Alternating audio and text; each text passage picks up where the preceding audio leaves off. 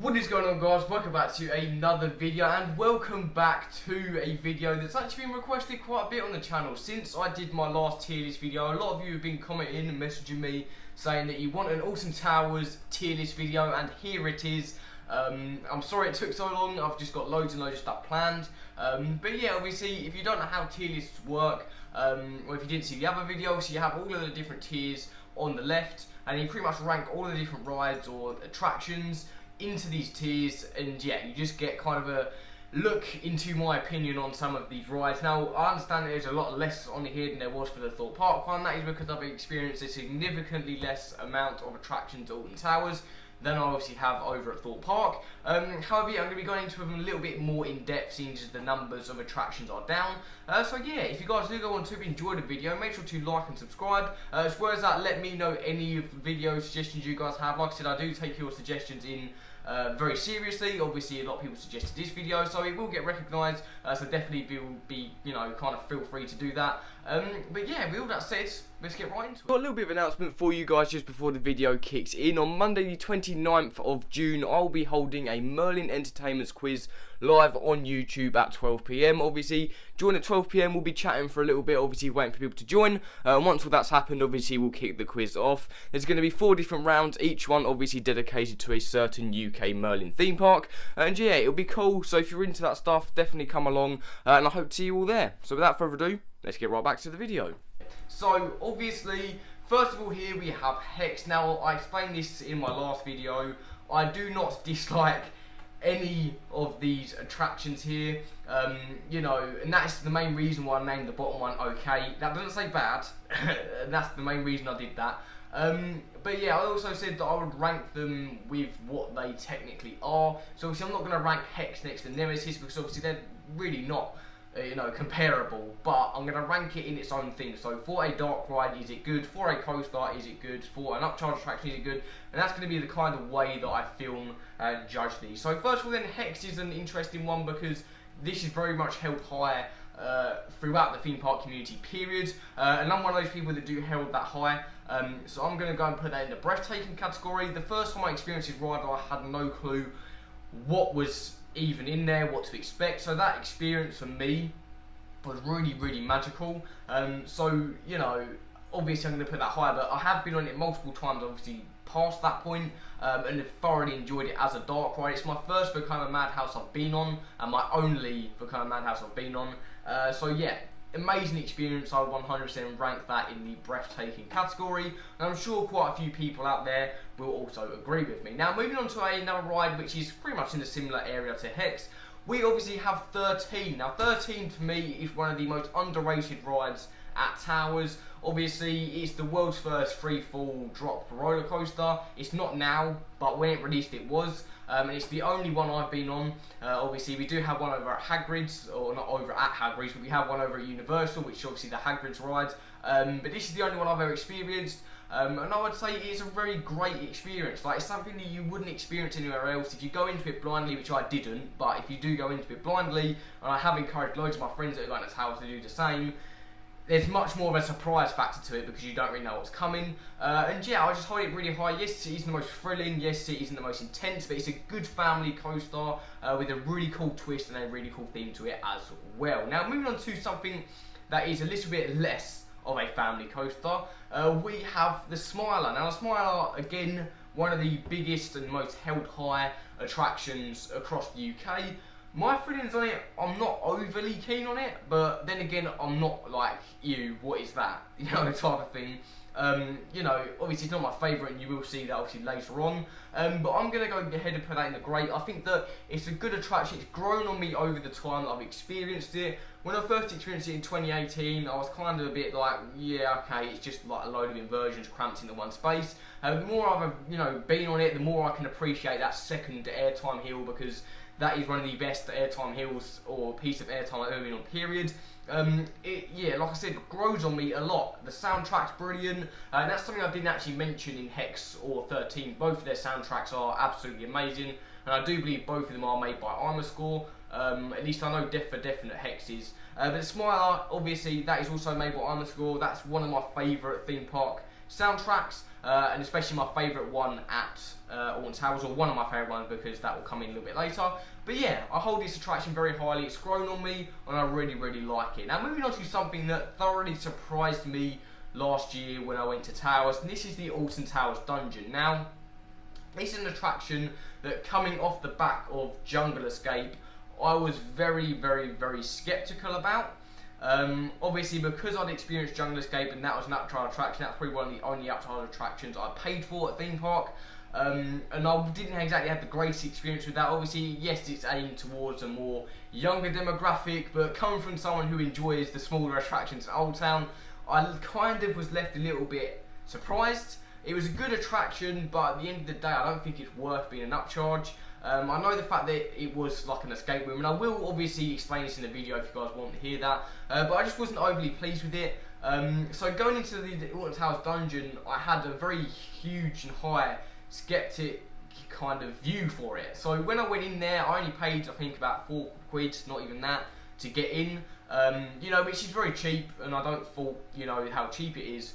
And I was blown away. Like, I was genuinely surprised on how good quality this attraction was. And like I said, coming off the back of paying £4 for Jungle Escape and it really not being worth my money, a 40-minute experience that I would say comes very close to what you would see in some of the other dungeon attractions, you can take my money right now. I would quite happily do the dungeons more than once in one day. I don't know if that's the same for a lot of other fans, but the ending was brilliant, scared the crap out of me. And you can see all this in my vlog that I did, my reactions to that, but I just thought it was really good. It was my first scare attraction coming off the back of Fright Nights, and I was thoroughly enjoyed by it. I loved the boat element to it, and I just thought it was a very good attraction. So I'm going to go put that in Breathtaking, and I really do believe it deserves that spot. I'm sure, like I said, quite a few people do agree with me. Now, moving on to another coaster on the list, we now have Wicker Man. Now, Wicker Man, again, is something I hold extremely highly.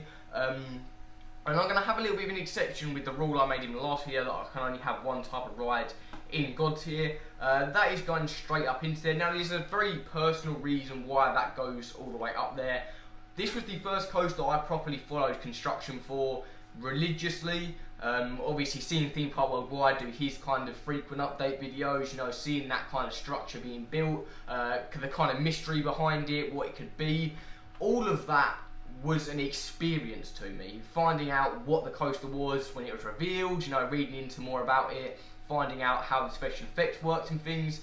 It was just a coaster that I think really did justice for Merlin. Obviously, off the back of the Smile Rinse, a lot of people were very sceptical about what Alton Towers could do and what Merlin could do, and I think it just blew everyone away. So that's kind of the main reason why there, as well as that soundtrack, again, by Armour Score, one of the best soundtracks that I've ever heard, period.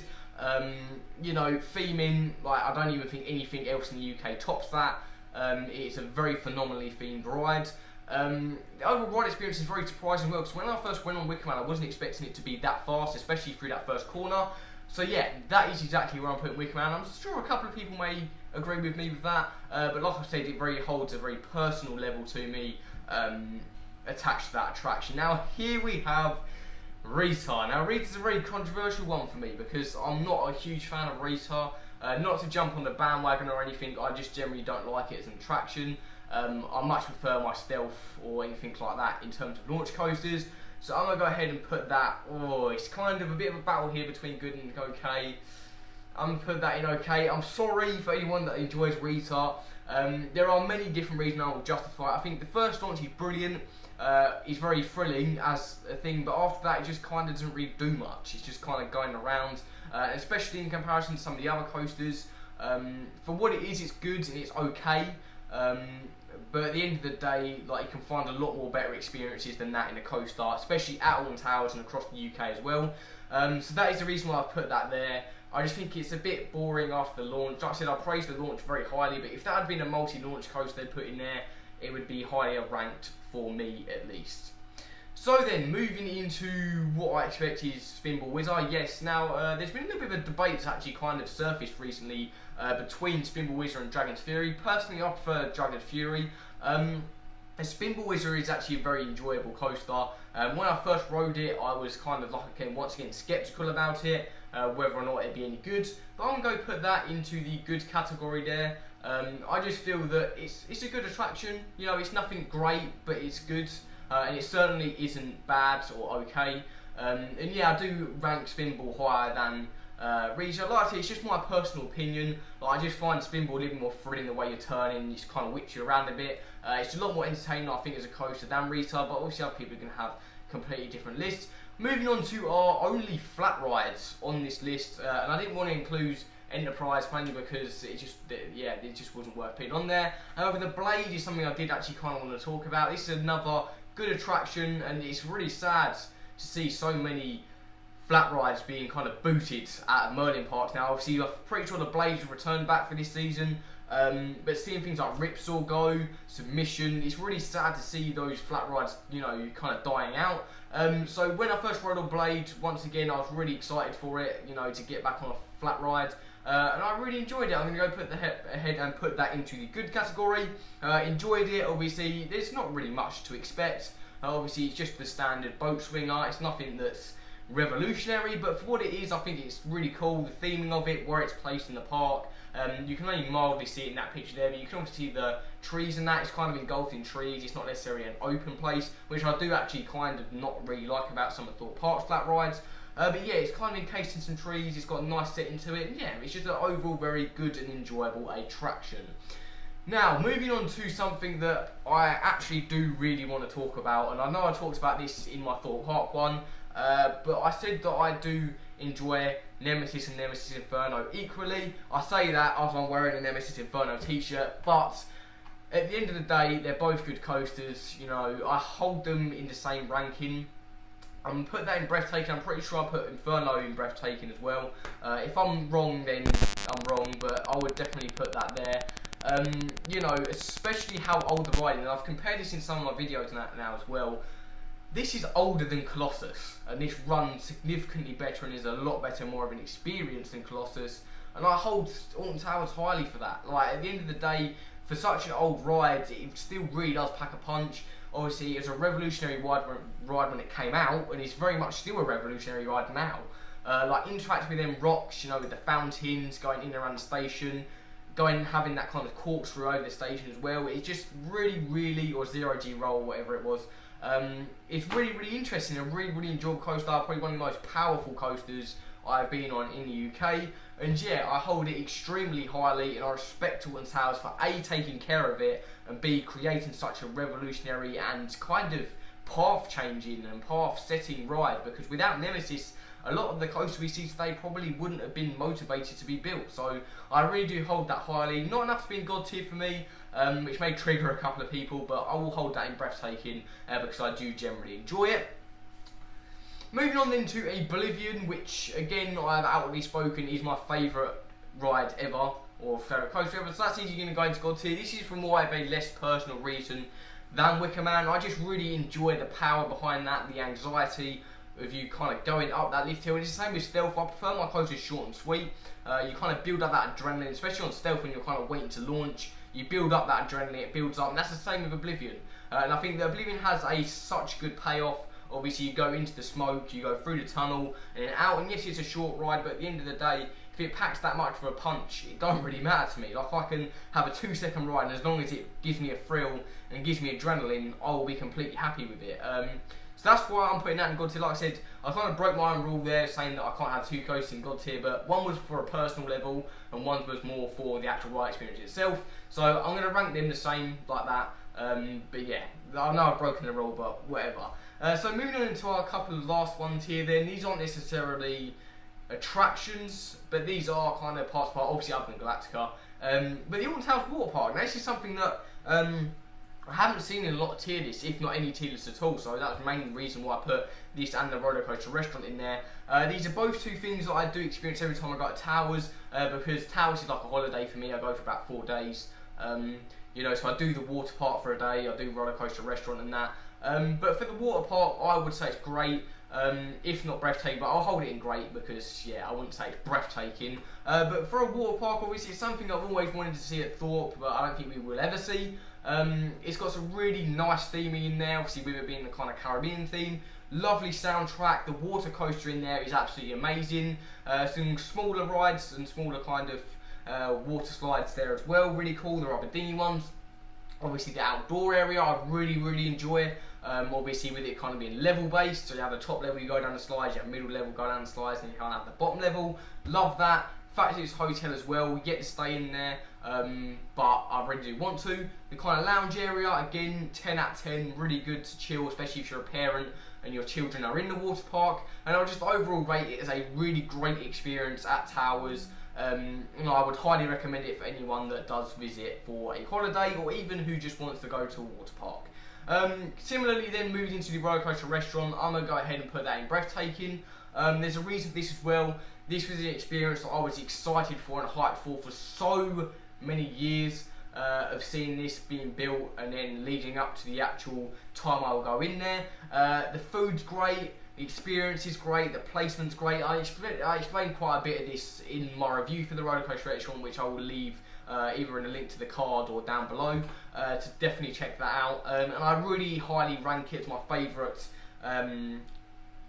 restaurant in the theme park period. The food is absolutely delicious. Like, generally you get sometimes these experiences that they're good experiences, the food's but a bit meh, but everything in here is top tier. The projection show, the actual service is really quick, the way, you know, it's invented, the soundtracks you have in there, and the food as well. So I would highlight that very high, and I would rank that as probably one of my favourite experiences to experience at a theme park. Similarly with Galactica, I'm going to go ahead and put that in great. Another attraction I thoroughly enjoy with and without VR. I did get to experience it with VR and I thoroughly enjoyed it, one of the coolest experiences I've had. But I definitely do prefer it without VR. Obviously it's a lot more free, it's how it was made to be. Air was, you know, not a VR attraction. When they built the coaster, the VR wasn't in mind. And I do really want a theme soon, a theme change, to kind of fit it without VR now. Obviously with them made the switch to go without VR. I would love to see Galactica have a re-theme or a refurb, or at least add in some more theming around there, because I think it would do with it really well. So yeah, there we go. I finally completed the tier list. I hope you guys did enjoy it. Let me know you guys' opinions on your favourite coasters at Towers or your favourite attractions. Do you agree with my list? Obviously, everyone's going to have different opinions, but definitely share them down in the comment below, as I'm very interested to see what you guys think. Once again, I will say, if you do have any video suggestions or you want me to do any other lists like this, I can do a Chesterton one next, let me know. I will take it into consideration, and definitely feel free to subscribe if you did enjoy the video. So, with all that said, I will catch you guys in the next video.